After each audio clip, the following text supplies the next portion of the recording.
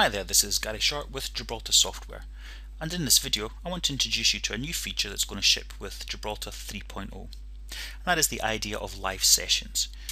Here we can see the live sessions node in the tree view on the left hand side of the screen.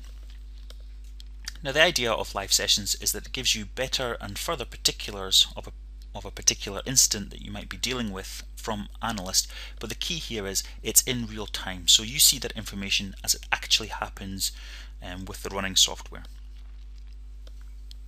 So the use case for this is that a support engineer might be dealing with a particular incident that's recorded under Gibraltar Analyst, but the information that's recorded there might not be enough to enable them to fix that particular problem. They may need to see not just where we are, but how we got to there, and so they might want to look at the particular service or software running in real time, and that's what you'd use live sessions for, and that's what I'm going to demonstrate to you today. So the first thing you need if you want to use live sessions is that you have to have a private hub installed. Now the hub is an optional install that you can either install at the same time as you're installing Gibraltar Analyst, or you can come back at a later date and install it at your own leisure. So if you come back and install at your own leisure, then what you will see is, if we look at this setup dialog here, then what you can see is Gibraltar Team Server node here. If we just select that to be installed and we go ahead and install that, then the hub will be installed, and once it's actually installed, then a server administrator dialog is going to pop up, looking very much like this in fact. Now there are two important things that you have to do here. The first is that you have to create a password, and that's going to enable you to connect to this hub from clients later on. The second thing that you need to do is to pop into the Live Sessions tab, and here you can see I've got Live Sessions turned on, but by default Live Sessions is actually turned off, and so you have to pop into this tab here and just click on this radio button here to enable that, and then hit save. Once you've done that, pop back to the General Settings tab, and then you can hit the Start button here, and that will start that particular service. Once that's started, what you need to do is you then need to connect your instance of Gibraltar Analyst to that instance of the hub, and you do that under here. So there's server. I've actually connected to this hub at the minute, but I'll just walk you through this as if it's the first time. We select change hub connection. We'll go down, change or replace this connection, click on next, select the radio button that says use a private hub server, click on next again, and here you can see that my hub was installed just as the default website on my development box here. Once you've typed in the path to the server for that particular application, then you can go ahead and save that. Once you're connected, that is everything in place for you to start using live sessions. So now that we've done that, we're going to go ahead and look at a particular application that I've got that's just going to demonstrate live sessions for us. So if we jump into Visual Studio for a moment, here we can see a very simple dialog that's going to help us drive this. I've got two buttons, message and error, and not surprisingly, the first button here, which will generate messages, generates a messaging account, and the error button generates an actual error. So it's all very, very straightforward. The only real interesting thing to note about live sessions is in the app.config. Once you've connected Gibraltar to your application, you have to go back and just make sure that you've got two nodes, or add two nodes into the application.config. The first is this server node here, which basically points to where the version of the hub that you want to use is stored, and also this network viewer node here. Just make sure we've got allow remote clients to set to true.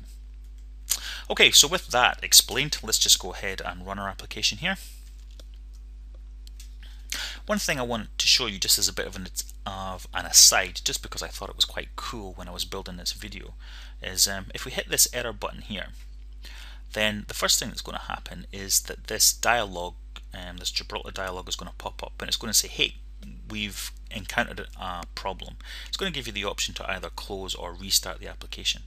But if we look under more options, it's got a little checkbox here which will say, look, don't bother popping up any more dialogues, just silently record them for me. I'm not interested in seeing any dialogues, any further dialogues.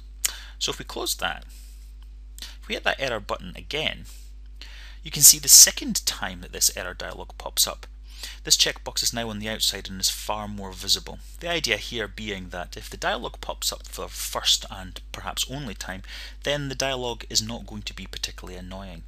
But on the second and subsequent times that you see this dialog pop up, you might start to get a bit irritated. And so this checkbox is made more visible. And that's the kind of user experience thought that's gone into Gibraltar as a product, and it's something that I think is quite cool. So that was just a little aside. Let's close this down. What happens now, if we jump back into Analyst, if we just quickly go here, we can see under View by Application, we've got our live logging application. We can see that we've got information stored in Gibraltar Analyst like we would expect.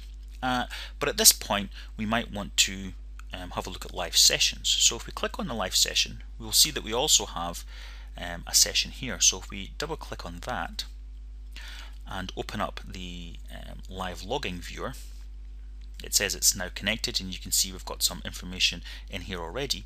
If we pop up our little application again and start to drive this just simply by clicking the message button, you can see that practically instantaneously as the messages are generated, they appear in the hub here in our viewer, and we can watch the life cycle of our application or our service churning along until we reach a point perhaps where we say, do you know what, that actually contains all the information now that I need to solve this problem. I can see how we got to where we are.